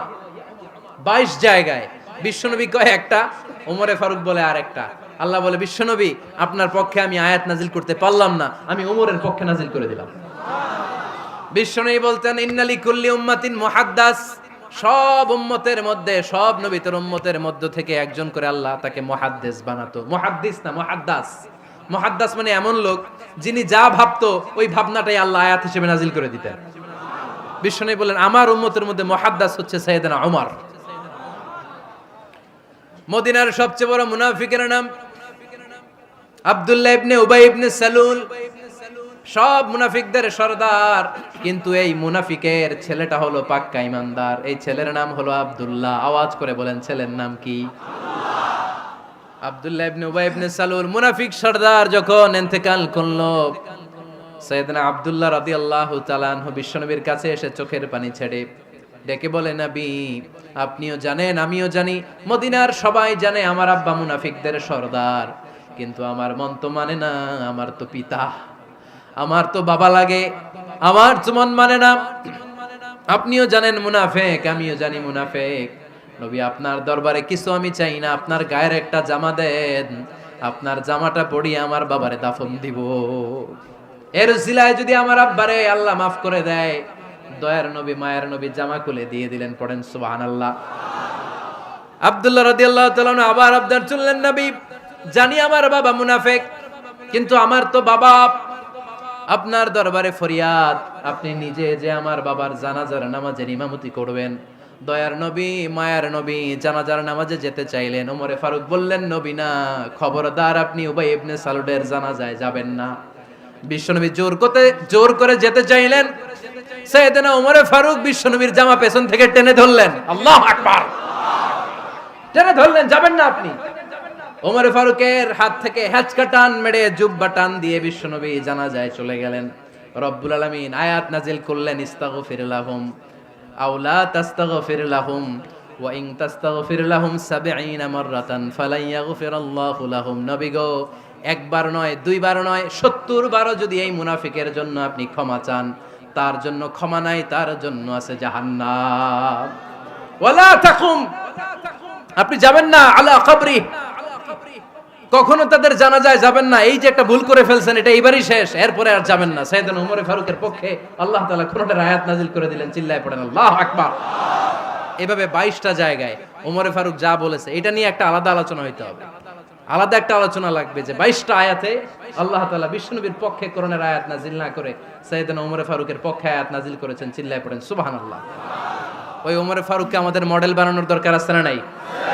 ওই ওমরে ফারুকের জীবনী আমাদের ছেলে মেয়েদেরকে পড়ানোর দরকার আছে না রে? আমাদের ভবিষ্যৎ প্রজন্ম এগুলো জানে না। ওরা সালমান খান দেখে বড় হয়, ওরা শাহরুখ খান দেখে বড় হয়, ওরা ঋত্বিক রোশনকে দেখে বড় হয়। ওরা মনে করে যে এরাই বড় সুপার হিরো। আমাদের যে কত বড় সুপার হিরো আছে এরা জানেই না। নতুন প্রজন্মের কর্ণকোহরে সাইয়েদনা ওমরে ফারুকের ইতিহাস পৌঁছে দেওয়ার দরকার আছে না নাই? ওমরে ফারুকের ইন্তেকালের ঘটনাটা বলেই আমরা মুনাজাতের দিকে যাব। শুনবেন? শুনতে চান? উনি স্বপ্নে দেখলেন একটা লাল মোরগ ওনাকে 3টা ঠোকর মেরেছে। কয়টা? উনি জুমার নামাজে, জিলহজ মাসের শেষ সপ্তাহে জুমার নামাজে বললেন যে একটা লাল মোরগ 3টা ঠোকর মেরেছে। মুগীরা ইবনে শুবা রাদিয়াল্লাহু তাআলা আনহুর দাস আবু লুলু আল মাজুসি, এই লোকটা খঞ্জর বানাতে পারতো। মুগীরা রাদিয়াল্লাহু তাআলা আনহুর দাস। মুগীরা প্রতিদিন 4 দিরহাম করে চার্জ করতো, যেহেতু দাস। সে এসে বিচার দিল, আমিরুল মুমিনিন, মুগীরা আমার থেকে বেশি টাকা চায়, জুলুম করে। ওমরে ফারুক বললেন, তাই? তুমি কি কাজ জানো? বলে, আমি খঞ্জর বানাতে জানি। বাড়ি কই? পারস্য। আরে তুমি খঞ্জর বানাতে জানলে তো 4 দিরহাম অনেক কম, সে তো আরো বেশি টাকা নেওয়া দরকার ছিল তোমার থেকে। আবু লুলুর এই কথা পছন্দ হয় নাই। সে কয়, ওমর তুমি সবারে দয়া দেখাও আর আমার ক্ষেত্রে কঠিন নিয়ম বানাইলা, দাঁড়াও এই নিয়ম তোমারে আমি দেখাবো। এই রাগে সে বাড়িতে যে একটা খঞ্জর বানালো। কি বানালো?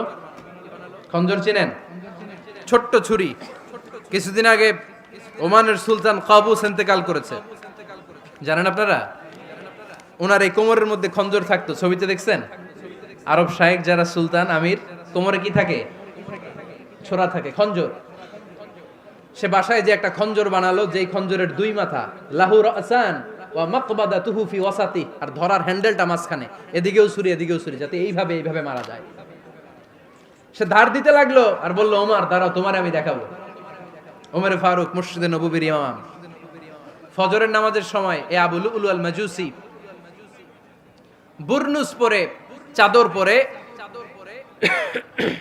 লুকিয়ে লুকিয়ে, সে অগ্নি উপাসক, মুমিন নয়। ওমর ফারুককে অ্যাটাক করার জন্য গেলেন মসজিদে নববীতে। ওয়াকানু ইউসাল্লুনা বিগালাস, তখন ওনারা অন্ধকারে নামাজ পড়তো। নামাজের সময় যখন হলো, লুকিয়ে লুকিয়ে প্রথম কাতারে ওমর ফারুকের পিছনে মুয়াজ্জিনের পাশেই দাঁড়ালেন, হাতে খঞ্জর। একামত হলো, ওমর ফারুক সালাত শুরু করলেন, ফজরের সালাত, আল্লাহু আকবার। নামাজ শুরু করলেন, সূরা ফাতিহা বললেন। আরেকটা সূরা যখন পড়তে যাবেন, in the mean time Abu Lulu এই খঞ্জর নিয়ে ওমর ফারুকের বুকের মধ্যে 3টা স্টেবিং করলেন। একটা মারলেন নাভির নিচে, মারার সাথে সাথে পাকস্থলী কেটে গেল। আরেকটা মারলেন পাজরে, পাজর ছিঁড়ে গেল। 3টা মারার পরে ওমর ফারুক বললেন, কাতালানি আল কাল, এক কুকুর আমাকে মেরে ফেলেছে। পেছন থেকে এক সাহাবীকে টান মেরে সামনের দিকে নিয়ে গেলেন, তুমি নামাজের ইমামতি করাও। আর ওমর ফারুককে বাকিরা ধরাধরি করে পেছনে নিতে আরম্ভ করলেন। আর এই আত্মাই আক্রমণ যে করেছে, সে কাতারের মাঝখান দিয়ে যেতে আরম্ভ করলো আর দুই দিকে ছুরি মারতে আরম্ভ করলো। 13 জন সাহাবীর গায়ে ছুরি মেরেছে, 7 জন সাহাবা স্পট ডেথ, জায়গায় মৃত্যু। এই ভয়ঙ্কর অবস্থা দেখে এক সাহাবী বুরনুস, এক ধরনের জুব্বা আছে মাথাওয়ালা, অনেকে জ্যাকেট পরছেন না এরকম মাথাওয়ালা, লম্বা জুব্বা আছে, আরবরা শীতে পরে মাথাওয়ালা। এই মাথাওয়ালা জুব্বা বের করে এক সাহাবী জালের মতো তার দিকে উড়ায় মারলো। ওই বুরনুসের মধ্যে পেঁচিয়ে আবু লুলু মাটিতে পড়ে গেল আর সুইসাইড করে ফেললো, নিজের বুকে নিজে মেরে আত্মহত্যা। যেই সাহাবীকে ইমামতির জন্য দাঁড় করালেন, উনি ছোট্ট সূরা দিয়ে, প্রথম রাকাতে সূরা আল কাউসার, দ্বিতীয় রাকাতে সূরাতুল ইখলাস দিয়ে নামাজ শেষ। ওমর ফারুক বেহুশ। ওমর ফারুক কি? হ্যাঁ, বেহুশ। সবাই কান্নাকাটি করতেছে, সবাই দেখতে গেলেন, এখন হুঁশ ফিরে না। মুখের মধ্যে, মুখ খুলে রাষ্ট্রের চিকিৎসক মুখের মধ্যে দুধ দিলেন, ওই নাভি দিয়ে দুধ বের হয়ে যায়, পাকস্থলী কেটে ওখান দিয়ে দুধ বের হয়ে যাচ্ছে। তারা বলল, ওনারে বাঁচানো সম্ভব না, দেখেন হুঁশ ফিরে কিনা। হুঁশ ফিরলে ওনার পরে কে আমির হবে, উনি যেন প্যানেল ঠিক করে দিয়ে যায়। সবাই তাকিয়েছে ওমর ফারুকের চোখের দিকে। আল্লাহর মেহেরবানিতে ঘন্টা খানিক পরে উনি চোখ খুললেন। চোখ খোলার পরেই বলেন নাই, ও মা আমি মরে যাই। চোখ খোলার পরে উনি বলেন নাই, কে মারলো আমারে। চোখ খোলার পরে উনি বলেন নাই, আমার পরে নেতা কে হবে। চোখ খোলার পরে সর্বপ্রথম কথাটি ছিল, আসল্লান নাস, আমার নেতৃত্বে যে ফজরের নামাজটা শুরু হয়েছিল, এটাকে ঠিকমতো তোরা পড়েছিলি? আমার নেতৃত্বে যে ফজরের জামাত শুরু হয়েছিল, সেটা ঠিকঠাক মতো সমাপ্ত হয়েছিল কিনা আগে বল। আসল্লান নাস, নামাজটা হয়েছে কিনা বল। সুবহানাল্লাহ কইতে পারলেন না? This is Omar, hour super hero. নেতা অনেকগুলো লাগে না, এরকম নেতা একটাই যথেষ্ট, যে গোটা বিশ্বকে কাঁপায় দিতে পারে। চিল্লায় বলো ঠিক কিনা? আমরা চাই আমাদের ছেলেগুলো ওমর ফারুকের মতো বড় হোক। আমরা চাই আমাদের ছেলে মেয়েগুলো খাব্বাব, খুবাইব, সাইয়েদনা আলী, উসমান, আবু বকর রাদিয়াল্লাহু তাআলা আনহুর অনুসরণে বড় হোক, ঠিক কিনা? আমরা একটা ওমর চাই, যিনি আমাদেরকে সালাতের শিক্ষা দিয়ে গিয়েছেন, ইন্তেকালের আগে বলেছেন সাল্লান নাস। এজন্য আমরা যেন নামাজ কখনো নষ্ট না করি। আল্লাহর জমিনে দিন বাস্তবায়ন আসাদ্দুহুম ফি আমরিল্লাহি ওমর রাদিয়াল্লাহু তাআলা আনহুর মতো এত কঠোর কেউ ছিলেন না। তাই দিন বাস্তবায়নে আমরা যেন কাউরে ছাড় না দেই। সবার আগে আল্লাহর দিন, সবার আগে আল্লাহর কোরআন, সবার আগে আমার ইসলাম, ঠিক কিনা? চাইলেই কেউ এদেশ থেকে ইসলামরে মিটাই দিতে পারবে না। যে দেশে আল্লাহু আকবার ধ্বনির সাথে সাথে সূর্য উঠে যায়, আল্লাহু আকবার ধ্বনির সাথে সাথে সূর্য ডুবে যায়, সে দেশে আর কিছু থাকবে না থাক, আমার ইসলাম থাকবেই। আর কিছু থাকবে না থাক, আমার কোরআন থাকবেই। সেই ইসলামের